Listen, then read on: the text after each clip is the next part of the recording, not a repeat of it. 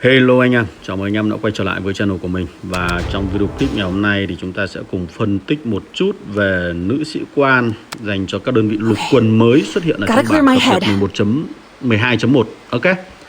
Rồi, cô nàng của chúng ta đang có một cái body rất là đẹp và một cái bộ áo cũng khá là cách tân. Mình thấy là nhiều anh em khá kết về cô nàng này về tạo hình sĩ quan. Rồi, cô nàng này là một sĩ quan của thế hệ thứ tư và có 3 cái thuộc tính là linh hoạt, có nghĩa rằng cô nàng này có thể triển khai cho tất cả các đơn vị lục quân, rồi có khả năng chiến đấu trên chiến trường và sử dụng kỹ năng rất tốt. Chúng ta sẽ cùng xem cô nàng này, bộ kỹ năng của cô nàng này có điều gì đặc biệt nhé. Trước tiên là kỹ năng chiến thuật. Cái kỹ năng này đơn giản là chỉ gây ra sát thương cho đơn vị mục tiêu với hệ số là 1800, và nếu như mục tiêu có độ bền thấp hơn 75% thì gây ra thêm hệ số là 550 nữa. Tức là đối phương càng thấp độ bền thì chịu sát thương càng lớn. Kỹ năng thứ hai là một kỹ năng dạng tấn công, tăng cường sát thương cho đơn vị binh đoàn lên 15%. Và nếu như binh đoàn đó đang triển khai ở trên chiến trường, trên cánh đồng mở thì có thể nhận được thêm hiệu ứng có lợi cộng thêm là 30% hỏa lực nữa. Kỹ năng thứ ba là một kỹ năng đặc biệt. Kỹ năng này thì tăng tỷ lệ né tránh của đơn vị trước các đòn tấn công thường của mục tiêu là 10%. Và kỹ năng thứ tư là kỹ năng cân bằng. Kỹ năng này tăng cường kháng sát thương và sát thương cho binh đoàn, mỗi mục thưởng thêm 10% nữa. Và kỹ năng thứ năm, nếu như chúng ta nâng tất cả 4 kỹ năng trước lên đến level 5, chúng ta có thể đánh thức được cô nàng này. Và đây là kỹ năng thức tỉnh. Kỹ năng thức tỉnh này là một kỹ năng mới và nó là một kỹ năng bị động, là binh đoàn của tướng này có 75% cơ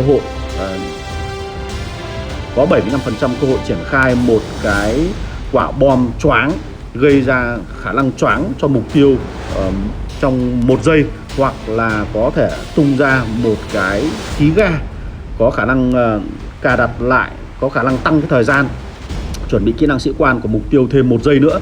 Và cái kỹ năng này chỉ có thể được kích hoạt mỗi 8 giây một lần. Và cái tỷ lệ xuất hiện cái việc quả bom choáng hay là cái khí ga nó là ngang nhau.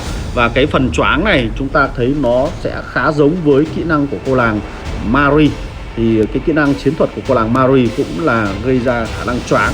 Và cái khả năng choáng này nó sẽ ngăn chặn đòn tấn công thường của mục tiêu, chứ không phải là hiệu ứng bất động giống như anh chàng chiến binh mùa đông.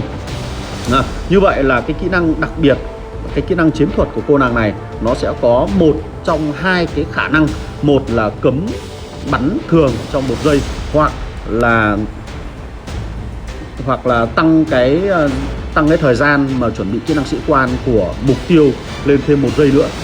Một trong hai cái trường hợp như vậy. Thế thì nhìn về tổng thể về kỹ năng của cô nàng này thì cô nàng này khá phù hợp với những đơn vị mà có khả năng gây ra sát thương, vì cô nàng này không có những kỹ năng nào giúp cho tăng khả năng phòng thủ, ngoại trừ cái kỹ năng tăng tỷ lệ né tránh này. Thì cái kỹ năng tăng tỷ lệ né tránh này nó khá giống với cô nàng nữ hoàng bom, cũng tăng tỷ lệ né tránh. Nhưng cô nàng nữ hoàng bom này chỉ có 8% thôi. Mình cũng chưa rõ với cái tỷ lệ 10% thì nó có xuất hiện nhiều hay không. Bởi vì thực tế là cái tỷ lệ né tránh 8% cũng đã có khá ít người học cái kỹ năng đó để cho các cái binh đoàn khác có thể triển khai. Thì không rõ là 10% này nó có đáng giá hay không, thì cái này có lẽ là cần phải kiểm thử thêm. Và nếu như mà các bạn có cô nàng này thì chúng ta cũng có thể học cái bộ kỹ năng mà tăng cường cái tỷ lệ né tránh lên đến 18%. Thì cái tỷ lệ né này nó có khả năng né được cả các đòn tấn công bằng kỹ năng sĩ quan lẫn đòn bắn thường. Đấy là khá là tuyệt vời đó. Thế thì với cái bộ kỹ năng chuyên về tấn công như thế này thì các bạn hoàn toàn có thể triển khai cho các đơn vị về pháo binh cũng được, đặc biệt là pháo chống tăng cũng có thể tấn công được, bởi vì cô nàng này là cô nàng linh hoạt. Hoặc chúng ta có thể triển khai cho đơn vị mà xe tăng chiến đấu chủ lực, cho đơn vị trực thăng, hoặc thậm chí là các bạn cũng có thể triển khai cho đơn vị xe tăng hạng nhẹ. Ok, đều được cả, nó không có một cái giới hạn nào cả, tùy thuộc vào cái sĩ quan đi kèm với cái đơn vị mà các bạn đang lựa chọn thôi. Ví dụ như các bạn muốn triển khai cho các đơn vị xe tăng chiến đấu chủ lực thì chúng ta có thể bắt cặp với cô nàng khí cô đoạt mạng này để gây ra một lượng sát thương cực kỳ lớn. Và đặc biệt là hãy để cô nàng khí cô đoạt mạng này là vị trí thủ lĩnh, sau đó đến lượt cô nàng Margarita này làm vị trí phụ. Bởi vì cái kỹ năng chiến thuật của cô nàng này là cần phải để mục tiêu của đối phương giảm độ bền xuống 75%. Cho nên là sẽ rất phù hợp nếu như quý cô đoạt mạng có thể gây ra được một lượng sát thương vượt quá mốc 25% độ bền của đối phương, thì dưới 75% độ bền chúng ta sẽ có được cộng thêm là 550 điểm hệ số sát thương kỹ năng sĩ quan nữa. Điều đó khá là tuyệt vời, đúng không ạ? Các bạn cũng có thể triển khai cô nàng này với sĩ quan Rapier để cho xe tăng hạng nhẹ. Tuy nhiên là lối chơi mà sử dụng Rapier cho xe tăng hạng nhẹ thì chúng ta sẽ thường xây dựng anh chàng này dựa trên việc tăng khả năng chí mạng và phát bắn của đòn tấn công thường. Thì dĩ nhiên là sĩ quan mới của chúng ta sẽ không thể nào so sánh được với cô nàng Phượng Hoàng thép này.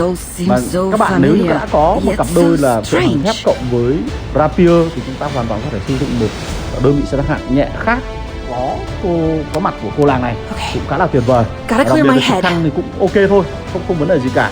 Còn đối với đơn vị pháo thì mình vẫn recommend các bạn có thể thử triển khai lên các đơn vị pháo chống tăng của sư đoàn tiên phong để xem cái khả năng tấn công của cô nàng này như thế nào. Đặc biệt là với hệ số là với cái kỹ năng là tăng cường hỏa lực lên đến 30% khi mà tham chiến ở trên chiến trường bảng, khá là tuyệt vời.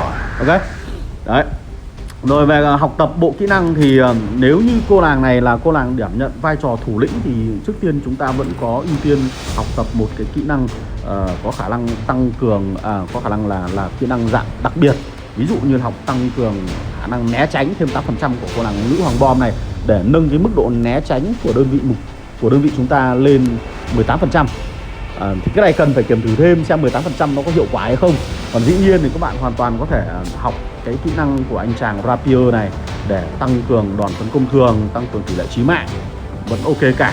Hoặc là chúng ta cũng có thể học tập kỹ năng đặc biệt của anh chàng ông chú Ivankov này để tăng sát thương và tăng kháng sát thương cho mỗi lần tung đồng xu. Đấy, hoặc là nếu như chúng ta không bắt cặp với cô nàng quý cô đoạt mạng, các bạn hoàn toàn có thể học kỹ năng này để tăng cường kháng sát thương cho đơn vị khi mà tham gia vào giao tranh trong 10 giây đầu tiên.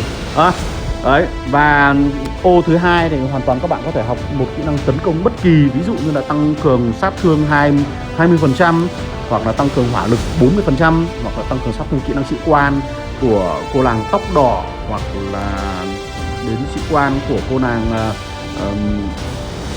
đây này, học tập kỹ năng này. Tăng cường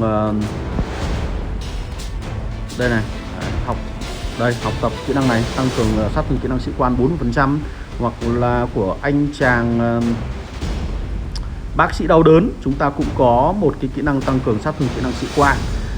Đấy là tùy vào khả năng của các bạn xem là chúng ta có đến đâu. Dĩ nhiên là một ô đầu tiên bao giờ cũng là một ô để cho các đơn vị cho các cái kỹ năng đặc biệt, sau đó là một ô dành cho các cái kỹ năng tấn công.